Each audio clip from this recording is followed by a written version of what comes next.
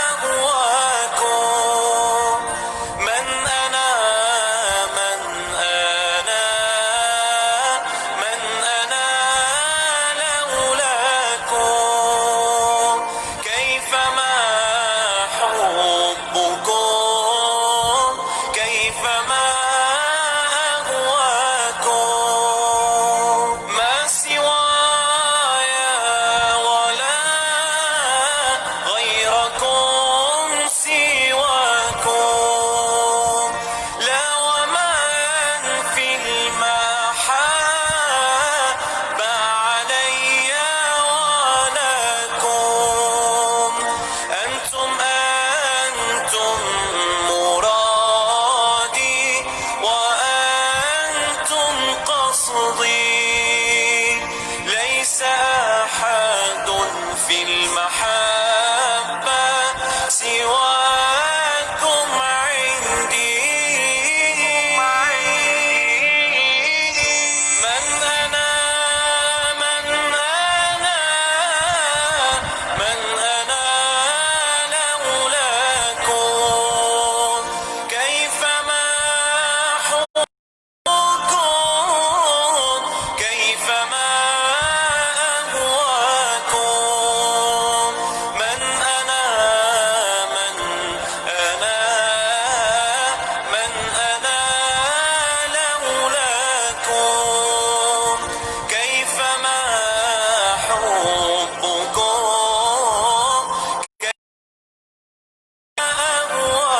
أهواكم كلما زادني في هواكم وجدي قلت يا سادتي مهجتي تفديكم لو قطعتم وريدي بمد الماضي قلت والله أنا في هواكم راضي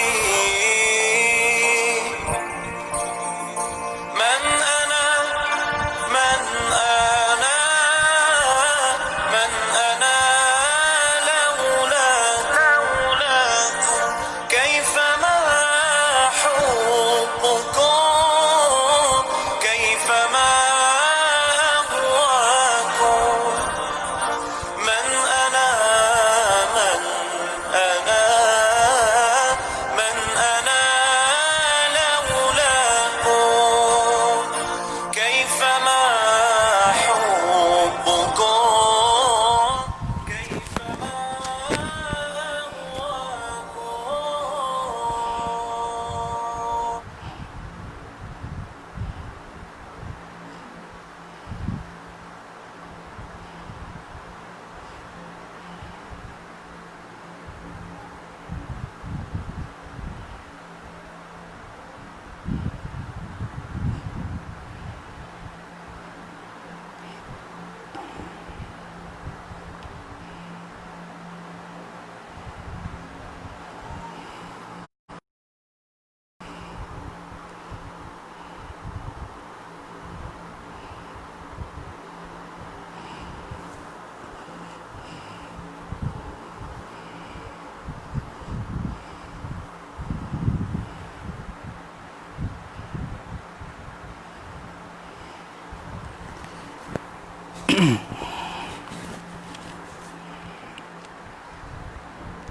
Bismillahirrahmanirrahim. Alhamdulillahirabbil alamin.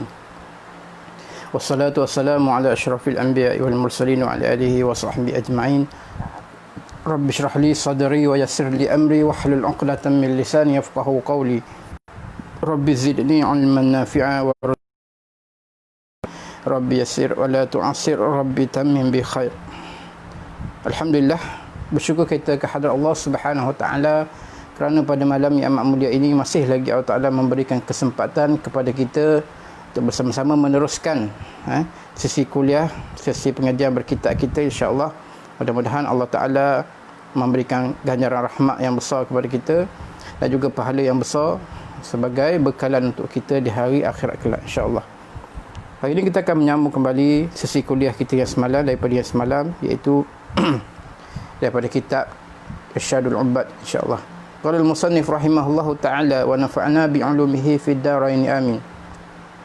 Kata pengarang rahimahullahu taala, faidatun ay hazihi faidah, ini satu faidah, ini satu perkara yang bermanfaat untuk diberikan, dikongsikan bersama dengan kita, insya-Allah. Dia kata barang siapa meninggal akan 4 kalimah ini, nescaya sempurnalah imannya barang siapa. Kata musannif rahimahullah taala, kata pengarang kitab, dia kata barang siapa meninggal akan 4 kalimah ini. Jadi meninggal sini meninggal pada persoalan maksudnya meninggal 4 kalimah ni, yang ni pada masalah ketuhanan. Nescaya sempurna, kalau dia tinggal 4 perkara, 4 kalimah ni dalam soal ketuhanan, nescaya sempurnalah imannya seorang. Apa dia? Iaitu kalimah yang pertama ialah aina, artinya di mana.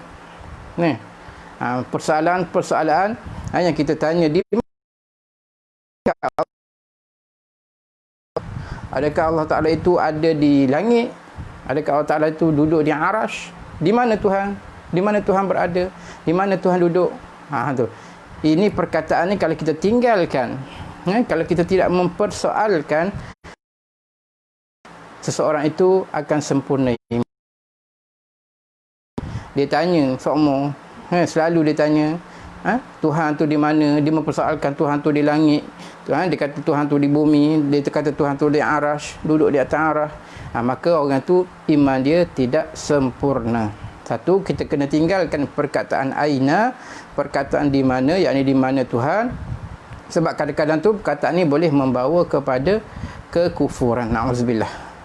Yang kedua, perkataan ataupun kalimah yang kedua yang mesti kita tinggal dalam persoalan ketuhanan, dan kaifa. Apa maksud kaifa? Arti kaifa ni betapa, macam mana. Tuhan ni guana kak kat kita kak. Tuhan ni macam mana kak? Tuhan ni lagu mana kak? Tuhan ni jenis guana kak? Perkataan kaifa. Betapa, bagaimana Tuhan tu. Ini juga perkataan yang mesti kita kena tinggalkan dalam soal ketuhanan. Kalau kita tak tinggal dalam soal ketuhanan, iman kita tak sempurna dan boleh membawa kepada kekufuran dan kesyirikan. Na'udzubillah. Perkataan yang ketiga, dan mata. Perkataan mata dalam bahasa Arab bermaksud artinya bila. Bila Tuhan tu ada. Bila pengakhiran Tuhan, bila awal Tuhan. Perkataan bila-bila ni juga adalah perkataan yang wajib kita tinggalkan kalau kita nak sempurna iman kita. Perkataan. Dan yang keempatnya, perkataan kam. Kam ni berapa? Seorang ke? Zat dia tak berbilang-bilang ke? Berapa? Perkataan berapa dalam soal juga kita mesti kena tinggalkan kalimah perkataan ini. Sebab kadang-kadang boleh sebagaimana orang Yahudi, sebagaimana orang Kristian meninggalkan Tuhan, sebagaimana orang musyrik yang membilang Tuhan tu banyak. Na'udzubillah. Ni 4 perkataan yang kata musannif rahimahullahu ta'ala, kalau kita tinggalkan 4 perkataan dalam soal ketuhanan, insya-Allah iman kita akan sempurna. Masa pun tak dilalui oleh Allah Subhanahu wa taala. Sebab itu Allah Taala ni bukan muda, bukan tua, bukan budak, bukan remaja, bukan orang dewasa. Sebab Tuhan ni tidak dilalui oleh masa. Dan jika berkata ia yang berkata lagi bagi engkau, kalau dia tanya lagi kita, betapa Allah Ta'ala ni macam mana kok? Kalau Allah Ta'ala tanya kita, Tuhan ni macam mana? Tuhan ni jenis guana. Betapa Allah Ta'ala Tuhan tu macam mana? Maka kata olehmu, baginya Allah, baginya seorang yang bertanya tadi, mu kena kata berdasarkan firman Allah Ta'ala, laisa kamislihi syai'. Laisa kamislihi syai'. Apa maksud dia? Artinya tiada seumpamanya Allah itu sesuatu. Allah Ta'ala tak sama macam sesuatu. Sebagaimana kita belajar semalam, setiap apa yang terlintah dalam fikiran kita, setiap apa yang tergambar di otak kita, setiap apa yang diimaginasikan, yang dikhayalkan oleh ingatan kita, semua tu bukan Tuhan. Setiap apa yang kita fikir, setiap apa yang terlintas, setiap apa yang tergambar, Tuhan tak sama belaka. Laisa kamislihi syai'. Tiada seumpamanya Allah itu sesuatu. Tak ada benda pun. Tak boleh kita nak sama dengan benda pun. Nak sama dengan orang ke, nak sama dengan malaikat ke, nak sama dengan langit dan bumi ke, nak sama dengan planet ke, nak sama dengan cahaya ke, nak sama dengan warna tu warna, tak boleh. Tu. Kalau orang tanya kita macam tu, nak memesongkan kita ataupun nak mengujikan kita, kita kena jawab laisa kamislihi syai'. Tiada seumpamanya Allah tu sesuatu. Dan jika berkata ia yang bertanya bagi engkau, kalau dia tanya lagi kita, bilakah Allah? Tu. Bila Allah ni ada? Bila Allah tak ni wujud? Ada awal, ada akhir ke? Tu. Bila tarikh dia kalau kita kan? Tarikh lahir kita berapa bulan? Tu. Orang tu, tarikh wafat dia, tarikh mati dia, tarikh meninggal dia berapa bulan? Bila dia hidup? Lama mana dia hidup? Kalau orang tanya kita, Tuhan tu bila kak? Dia ada. Maka kata olehmu baginya yang bertanya, awal dengan tiada permulaan dan akhir dengan tiada kesudahan. Wal awwal wal akhir wal zahir wal batin. Allah Ta'ala sebut dalam Quran. Dialah yang awal dan dialah yang akhir. Apa maksud awal dia? Awal dia dengan tidak ada permulaan. Kita awal, ada permulaan. Misal kata dalam adik-beradik kita, hak sulung tu hak awal. Sebab dia beranak mula-mula sekali. Tapi walaupun dia awal, dia ada permulaan dia. Bila dia beranak, dia ada tarikh dia. Adapun Allah SWT dia awal dengan tidak ada permulaan. Maksudnya sebelum ada semua makhluk ni, Tuhan dah ada dah. Sebelum ada bumi, sebelum ada langit, sebelum ada arash, sebelum ada manusia, sebelum ada alam ni, Tuhan dah wujud dah. Bila kewujudan Allah ada ke tarikh? Tak ada tarikh. Tidak ada siapa yang sebelum Tuhan. Dan Tuhan ada sebelum-belumnya. Dia tidak ada tarikh, tidak ada permulaan. Dia awal tapi tidak ada permulaan. Demikian juga dia yang akhir sekali dan tidak ada kesudahan. Orang ni, hak bangsu ni, hak akhir sekali. Tapi dia ada kesudahan dia bila dia meninggal, bila dia mati.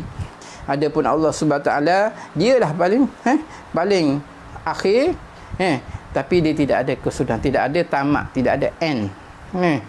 Kita ada penamat, garisan penamat kita. Kita ada garisan pengakhiran kita. Adapun Allah Subhanahu Taala, dia yang akhir tapi dia tidak ada penamat. Tidak ada kesudahan. Tu kalau orang tanya berkenaan dengan bilakah Tuhan ni. Itulah jawapan dia. Maka jika berkata ia yang bertanya bagi engkau lagi, kalau dia tanya kita lagi, berapakah Allah? Tuhan ni ada berapa? Ada dua ke? Ada tiga ke? Ramai ke? Kalau dia tanya macam tu, maka kata olehmu baginya yang bertanya, Esa. Tuhan ni Esa. Kita jawab sebagaimana Allah Ta'ala ajar kepada Nabi kita Muhammad sallallahu alaihi wasallam. Bila kafir Quraisy tu tanya, Tuhan ni ada berapa? Tuhan ni dibuat daripada benda. Tuhan ni benda. Maka Tuhan ajar kepada Nabi kita Muhammad sallallahu alaihi wasallam, qul huwallahu ahad. Qul, kata olehmu ya Muhammad, huwa, dia Tuhan ni ialah Allah, ahadun, yang satu, yang esa. Tuhan ni tak berbilang-bilang, Tuhan tu satu saja. Tuhan ni tak berbilang-bilang, Tuhan ni hanya dia seorang je ada. Bukan kata ada Tuhan langit, Tuhan bumi. Tu bukan ada kata Tuhan ada perantaraan pula. Tak ada. Tak ada siapa pun yang boleh mengantarai kita dengan Allah Subhanahu. Habis tu kita kena tinggalkan 4 perkataan ni, barulah kita selamat akidah kita. Kalau orang masih lagi duk tanya berdasarkan kepada 4 persoalan ni, maka iman dia masih dalam keadaan ragu-ragu lagi. Dia tak yakin dengan ketuhanan.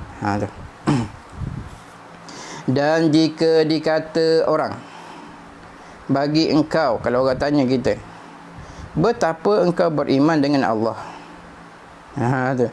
Macam mana mu boleh beriman, percaya dengan Allah Subhanahu Taala? Sedangkan Tuhan ni mu kata satu, Tuhan ni mu kata tak macam mana-benda, tak serupa macam mana-benda. Macam mana mu boleh beriman dengan Tuhan yang macam ni? Kalau orang tanya kita, nak memesongkan akidah kita, nak meragu-ragukan i'tiqad kita, apa yang kita kena jawab? Maka mu kena jawab bahawasanya Allah Ta'ala itu Esa. Apa maksud Esa? Artinya ketunggalan, dengan sifat yang tiada sekutu baginya Allah. Ni dalam ni dia nak cerita bagi ringkasan berkenaan dengan sifat-sifat Allah Subhanahu Wa Taala. Kalau orang tanya kita Tuhan ni macam mana, kalau orang tanya kita Tuhan ni guana tak kita nak kenal dia, kalau orang tanya kita mu duk percaya Tuhan, mu duk sembah Tuhan, Tuhan tu guana, apakah sifat-sifat dia? Mu kena jawab macam ni, sebagaimana yang dia ajar oleh pengarang kitab rahimahullahu taala. Dia kata mu kena jawab bahawasanya Allah Taala itu adalah Esa. Apa maksud Esa? Artinya ketunggalan. Dia seorang je. Dia Esa je. Dengan sifat yang tiada sekutu baginya Tuhan. Dia mempunyai dengan sifat-sifat yang tak sama macam orang lain. Walaupun pada dari segi istilah, dari segi bahasanya macam sama. Kita Tuhan tu bersifat Rahman. Pengasih penyayang, kita pun ada sifat kasih sayang. Tuhan itu bersifat pemarah, kita pun ada sifat marah. Serupalah. Walaupun serupa dari segi istilah, walaupun serupa dari segi bahasa, tetapi Allah SWT sifat kasih sayang dia tak sama pun dengan kita. Sifat marah Tuhan bukan macam sifat marah kita. Marah kita ada hak-hak dia, ada batas-batas dia.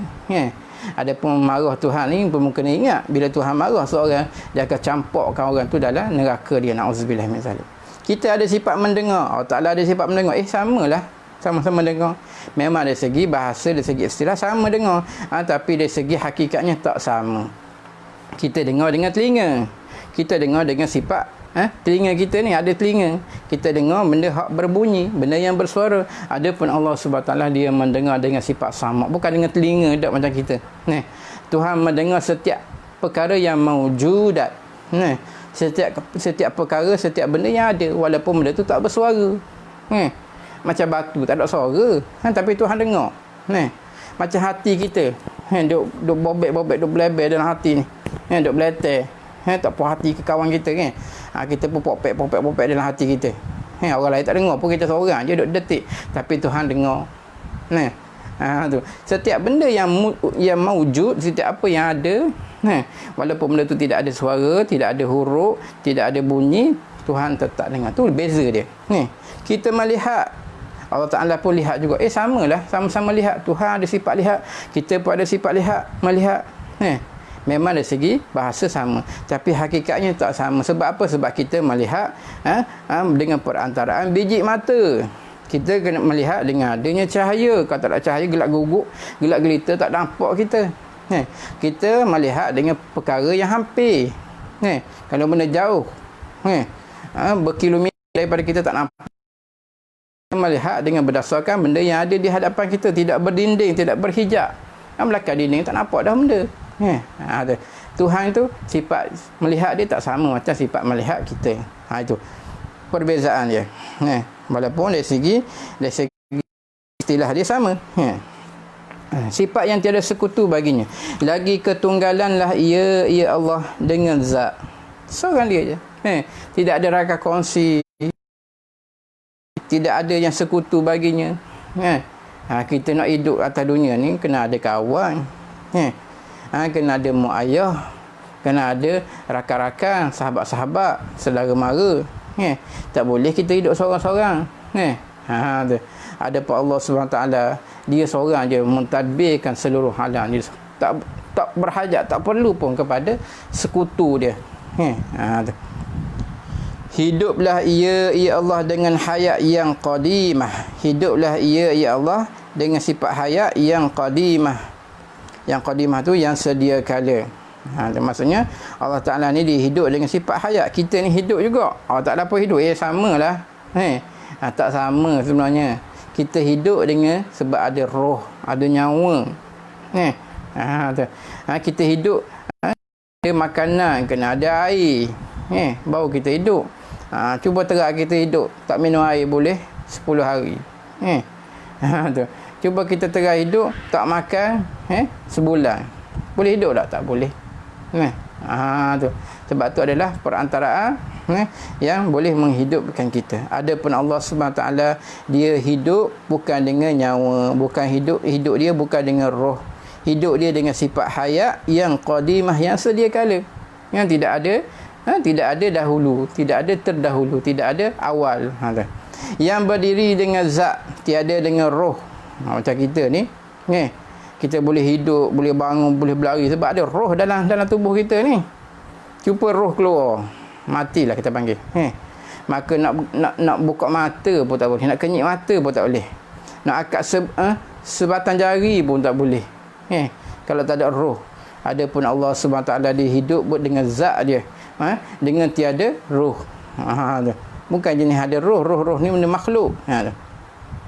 Mengetahuilah ia Allah dengan ilmu yang qadim, ilmu yang sedia kala, yang meliputi dengan yang wajib dan jaiz dan mustahil. Tuhan ni dia bersifat dengan ilmu. Masuk dia tahu daripada azali lagi. Tu.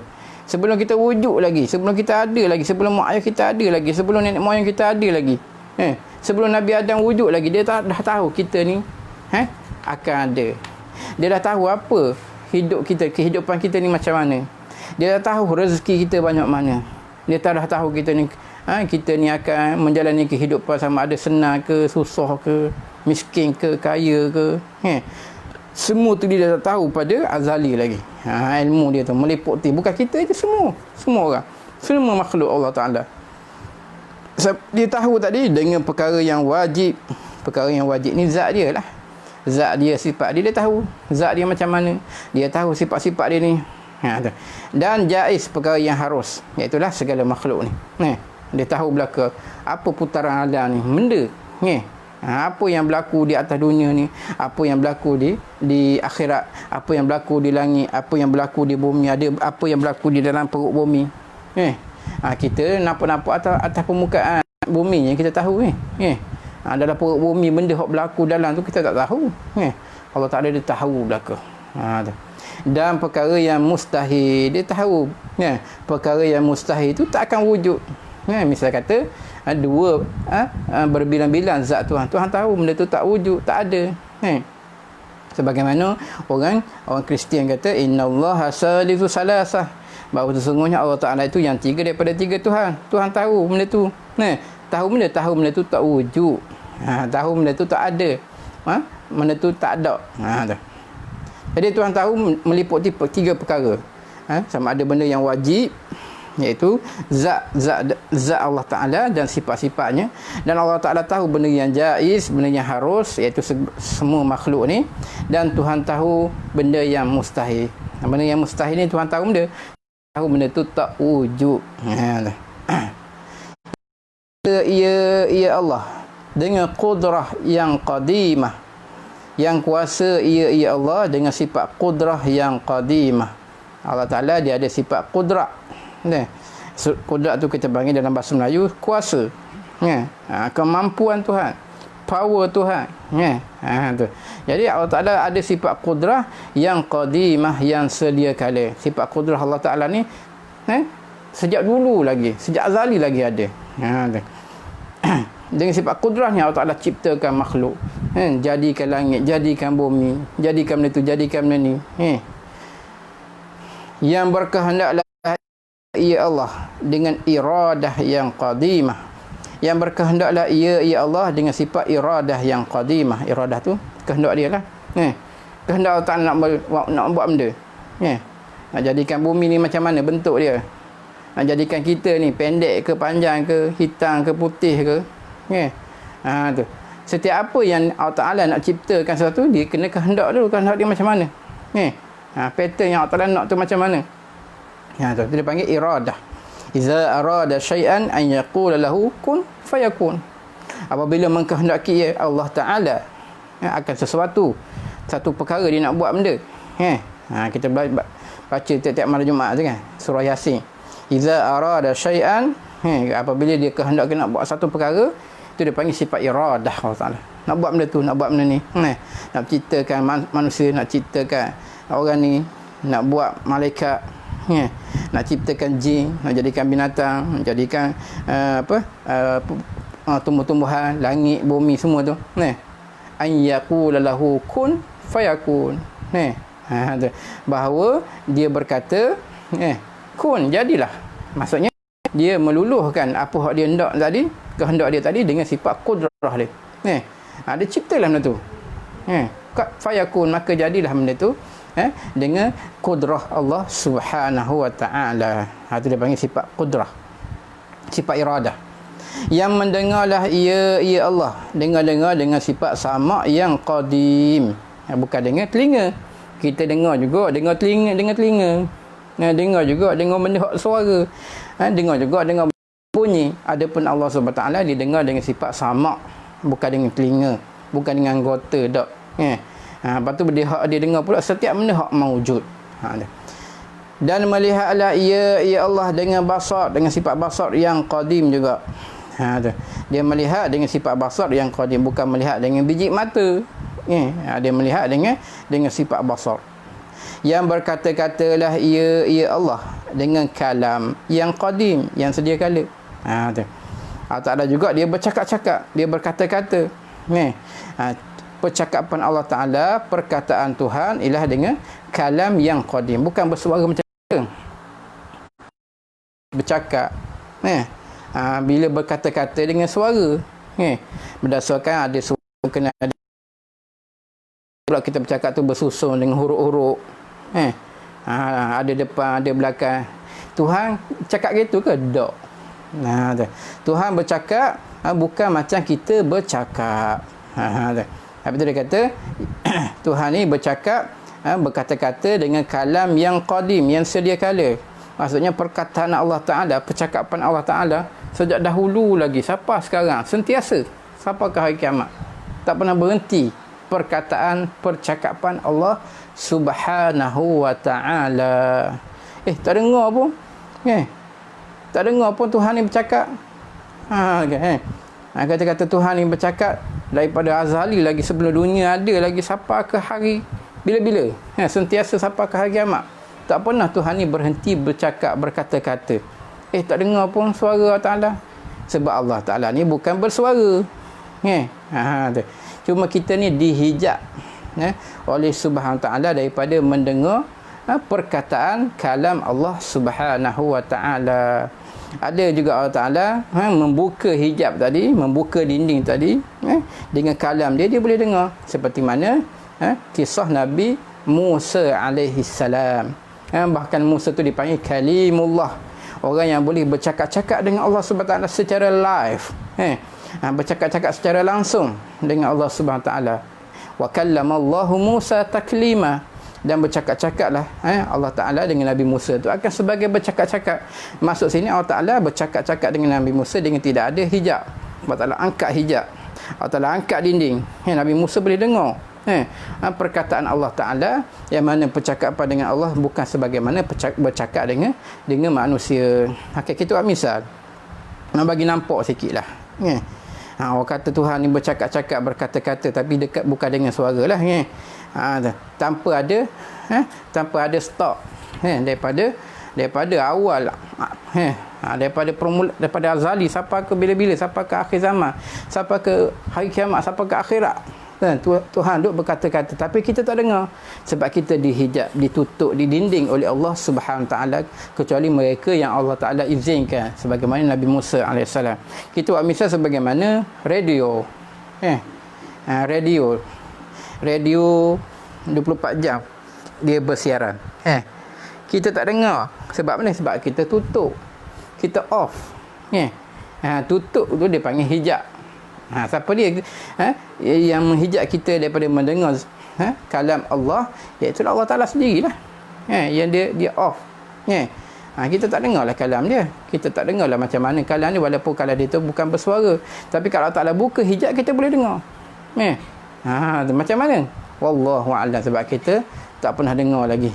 Sebab Allah Taala hijab, kecuali orang-orang yang Allah Ta'ala izinkan. Sebagaimana Nabi Musa AS, sebagaimana Nabi kita Muhammad sallallahu alaihi wasallam di malam Isra' Mi'raj, dia bukan setakat boleh mendengar kalam Tuhan, bercakap-cakap dengan Tuhan, berbarak-barak dengan Tuhan, bahkan dia boleh melihat zat Allah Subhanahu wa taala pada malam Isra' wal Mi'raj. Lebih dia lagi lah daripada Nabi Musa AS. Nabi Musa cakap mendengar Allah Ta'ala bercakap perkataan Tuhan, tapi Nabi kita Nabi Muhammad sallallahu alaihi wasallam bukan setakat bercakap-cakap, bahkan dia melihat zat Allah Subhanahu wa taala. Jadi nak katanya Tuhan ni kalam dia, sifat kalam dia tiada huruf, tiada ia dengan huruf dan suara. Bukan jenis berhuruf, bukan jenis bersuara macam kita.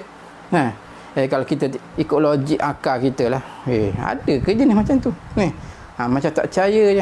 Tu sebab itu kita kata ini adalah perkara iman, perkara yang panggil kepercayaan kita nak kenal Allah Subhanahu wa taala melalui sifat-sifat dia yang sedemikian. Tiada huruf dan suara, yang kekal lah ia, ia kalam Allah, tiada binasa.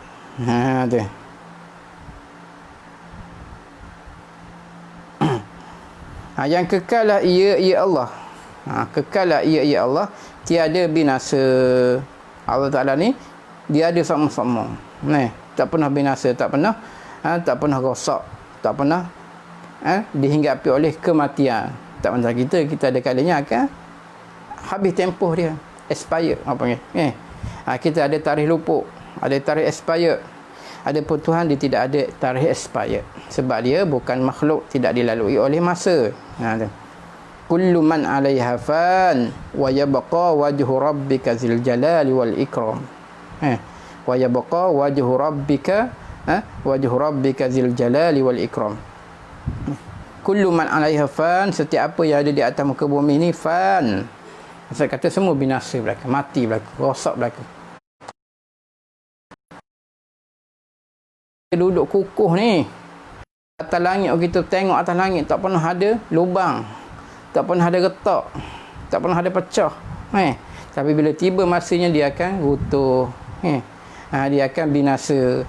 Tu wa yabqa wajhu rabbika zil jalali wal ikram, dan kekallah zat Allah Subhanahu taala yang maha jalal, yang maha besar dan maha mulia. Tuhan dia akan kekal sampai bila-bila. Tu dia panggil waya baqa, kekal Allah Ta'ala.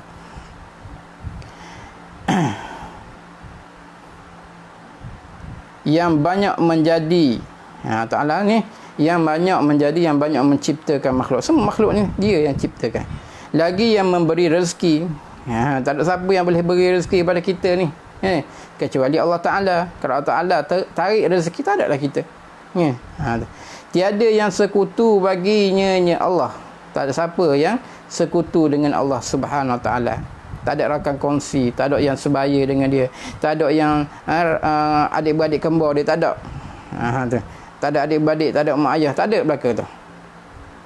Dan tiada banding baginya Allah. Tak ada siapa yang sebanding dengan Allah. Sama-sama kuat, sama-sama berkuasa. Macam Allah Taala ada tak? Tak ada. Dan tiada yang menyamai baginya Allah. Tak ada siapa yang serupa macam Allah Ta'ala. Dia seorang je. Ini panggil sifat-sifat yang wajib kita kena tahu, yang ada pada Allah Subhanahu Wa Ta'ala. Inilah dia Tuhan. Dia orang tanya kita tadi, siapakah Tuhanmu sembah? Allah Subhanahu Wa Ta'ala. Inilah jawapan dia. Inilah sifat-sifat Tuhan yang aku sembah. Kan? Tak sebagaimana Tuhan-Tuhan yang disembah oleh orang-orang kafir, Tuhan-Tuhan yang disembah oleh orang-orang musyrik, orang-orang yang mensyirikkan Allah Subhanahu Wa Taala. Inilah Tuhanku. Ni, sifat yang sempurna sekali. Inilah dia panggil keimanan kita yang menjamin kita masuk ke dalam syurga Allah Subhanahu Wa Taala, iaitu dengan yang Allah Taala sebutkan qalbun salim, hati yang sejahtera, yakni sejahtera daripada sifat-sifat syirik. Dan ketahui olehmu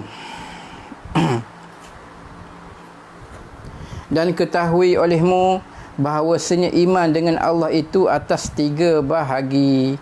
Pertama, iman taqlidi, kedua iman tahqiqi, ketiga iman istidlali. Dia kata dan ketahui olehmu bahawasanya iman dengan Allah Ta'ala, percaya, yakin dengan Allah Ta'ala tu atas 3 bahagi. Iman ni kita kena ingat, dia ada 3 peringkat, 3 kategori, 3 bahagi. Yang pertama dia panggil iman taqlidi, iman ikut-ikutan. Taqlid dipanggil daripada perkataan qallada yuqallidu taqlidan, fa huwa muqallid. Maksudnya iman ikut-ikutan, pok turut orang panggil.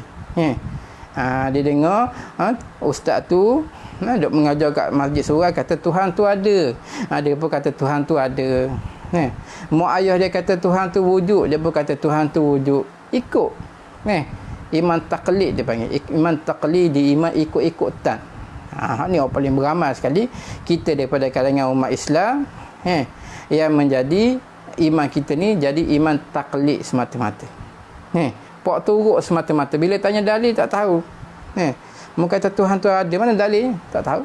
Aku ikut orang. Maka ni dia panggil iman taklid. Iman taklid ini panggil berselisih pendapat ulama. Ada setengah ulama kata iman taklid ini tidak dikira sebagai iman. Tak panggil, orang tak panggil dia orang yang beriman juga. Nauzubillah. Setengah ulama kata orang yang beriman, yang iman taklid ni, iman pok turut ni, iman ikut-ikutan ni, iman dia dikira, tapinya dia tetap berdosa sebab tak mencari dalil. Betul, kita tak nak duduk di kategori iman taklid ni. Kedua, iman tahqiqi. Yang kedua, iman tahqiqi, iman yang sebenar, iman tahqiq, sebenar sungguh percaya dengan Allah SWT ni berdasarkan berdasarkan kepada hak dia percaya dengan Allah Ta'ala ni, berdasarkan kepada kebenaran. Ni biasanya iman tahqiq ni golongan-golongan orang-orang yang hampir dengan Allah Subhanahu Ta'ala, para-para awliya, para-para nabi, para-para soleh. Mereka ni kadang tu iman dia tahap iman yang tinggi, iman tahqiq. Yang ketiga, iman istidlali. Ni kebanyakan. Kebanyakan kita daripada kalangan orang awam ni iman istidlal lah. Iman istidlal ni iman berdasarkan kepada dalil. Mana mu kata Tuhan tu wujud, dalilnya adanya alam ni, langit bumi ni ada. Takkan langit bumi ada gitu tanpa ada orang cipta. Ini dipanggil iman istidlal. Iman berpandukan kepada dalil yang wujud alam ni. Ini boleh. Ini dua kategori yang kedua, kategori iman tahqiqi dengan kategori iman istidlal ni, iman ni diguna pakai. Diiktiraf sebagai orang ni betul-betul beriman.